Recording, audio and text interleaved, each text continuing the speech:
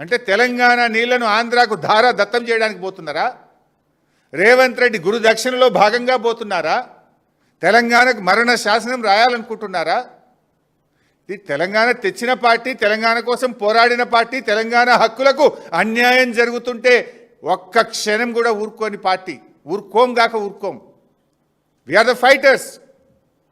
ఎన్నో త్యాగాల పునాదుల మీద తెలంగాణ తెచ్చినాం.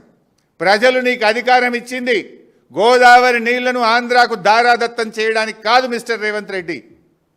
నాకు ఉత్తమ్ కుమార్ రెడ్డి గారు ఎందుకు మౌనం వహిస్తున్నారో నాకు అర్థమైతలేదు.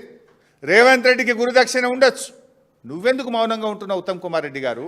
ఈ ఉత్తరం నీ సెక్రటరీ నువ్వు రాసిందే కదా, నీ అప్రూవల్తోనే ఈ ఉత్తరం పోయింది కదా. మరి ఈ ఉత్తరం రాసిన నువ్వు ఎటువంటి హామీ లేకుండా, కేంద్రం నుంచి ఆంధ్రప్రదేశ్ నుంచి హామీ లేకుండా ఎందుకు పరిగెత్తి ఢిల్లీ మీటింగ్లో పాల్గొంటున్నారు?